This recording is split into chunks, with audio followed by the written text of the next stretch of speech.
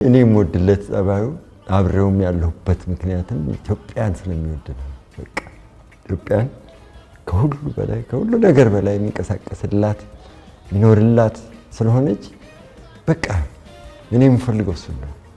እኔም በቃ የሚያስለቅሰኝ ነገር ነው። ስሜቴ ውስጥ ያለ ነገር ነው።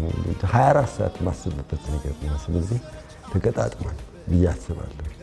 ጥሩ እንድትሆን ነው። በቃ ልጆቻችን ጥሩ ህይወት እንዲኖራቸው ነው። ፍቅር እንዲመጣ ነው። ሰላም እንዲመጣ ነው። ያ ነገር አልተባለም። ፍቅር የሚያመጡት ነገሮች በረታቱ፣ የማያመጡት ነገሮች ደግሞ ይቀሩ ነው የተባለው። ሌላ ነገር አልተባለም።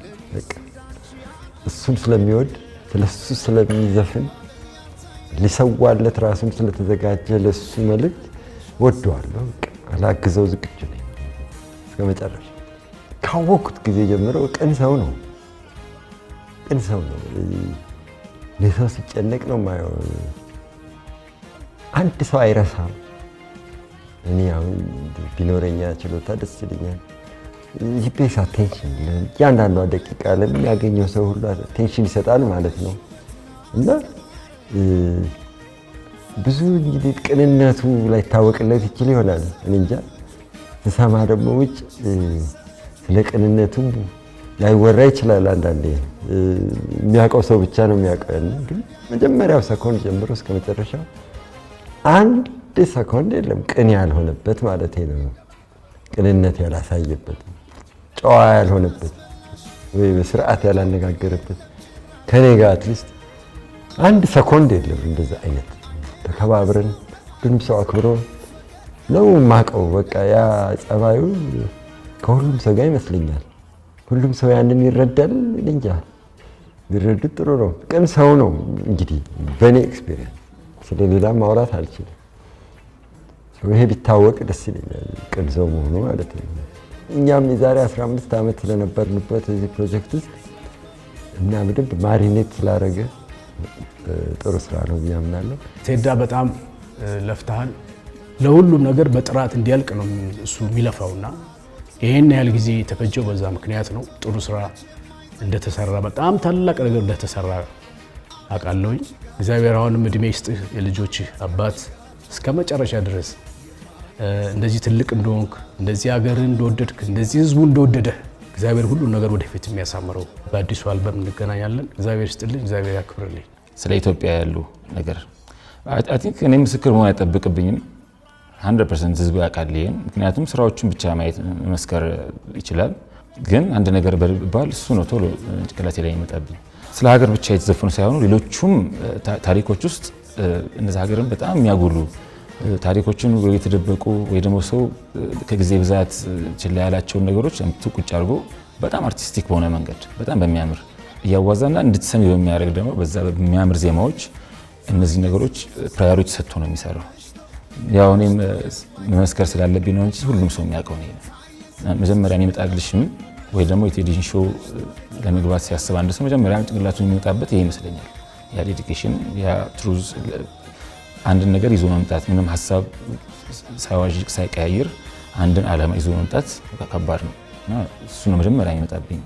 አፍሪካዊ ነው በቃ ቴዲ እውነትም እንትን ነውና እንደዚህ አይነት ነገር ሲያወራሽ አንዳንዴ የሆነ እሱ የሚገባው ነገርና እሱ የሚያስረዳን ነገር ስፒሪቹዋልም ደግሞ አንዳንድ ጊዜ እናወራለንና ይገርመኛል። እሱ ነገሩ ስለ ሀገር ምናምን የሚያወራው ነገር በጣም ይገርመኛል።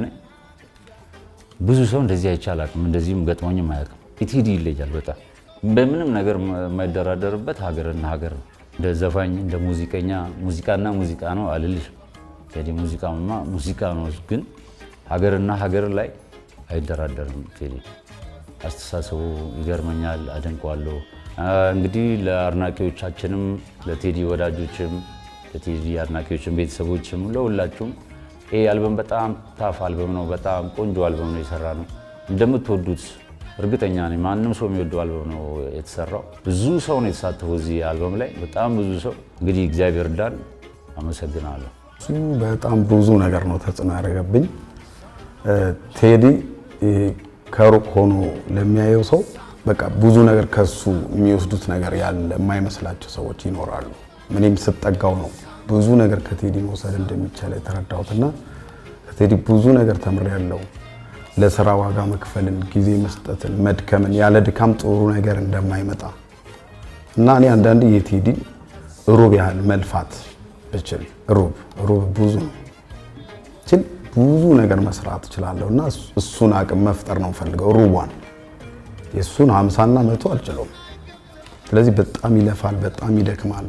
ስለተደከመ ጥሩ ነገር ይመጣል እና እሱ ነገር እኔ ኢንስፓየር አድርጎኛል። ስራዎቼ ላይ እንዳልኩሽ የተወሰነች ፐርሰንት ለመድከም ለመታገል እሱን ወስጃለሁ ከቴዲ። ቴዳዬ ዘመን ሁሉ የተባረከ ይሁንልህ። ቀጣዩን ስራ በጉጉት እየጠበቅኩኝ ነው። ምርጥ እንደሚሆን እርግጠኛ ነኝ። ስራው ለሁሉም የሚያስደስት ለሁሉም የሚሆን እንዲሆን ከልቤ እመኝልሃለሁ። እወድሃለሁ። በዜማና በግጥሙ አዋስቶ በሀገር ደረጃ ትልቅ መልእክት የሚያስተላልፍ ትልቅ ጉልበት ያለው ነው። ቴዲዬ ድንቅ ብዕረኛ ነው። እስከ ዛሬ ድረስ ድሮ አለቤ ሾው ላይ ቴዲዬ ኢንተርቪው ሲደረግ የተናገረውን ነገር እስካሁን ድረስ ይቀባበሉታል ሰዎች። ከዚህ በላይ ምን ጸጋ አለ? እመወድህና ማከብርህ ውድ ልጄ፣ ኩራቴ ነህ፣ ግርማ ሞገሴ ነህ። በቅርቡ ደግሞ አዲሱ አልበም ይወጣል።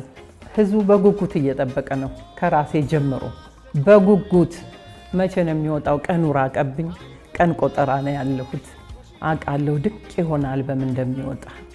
ቴዲዬ ክብሬ ኩራቴ ነህ፣ ኑርልኝ። ቴዶ 6ኛ አልበማችንን ቲዮሪክ አልበም ልትለቅልን ነው። በጣም ከህዝቡ በላይ ይጓጓን ይመስለኛል።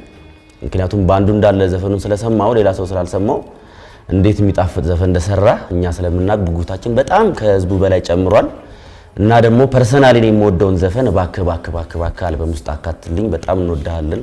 እንደ ወንድምም እንደ ታላቅ ወንድም እንደ ጓደኛም እንደ አለቃም እንደ ሁሉ ነገር ማጠገባችን ደግሞ ስላለን በጣም እናከብርሃለን ቴዶ።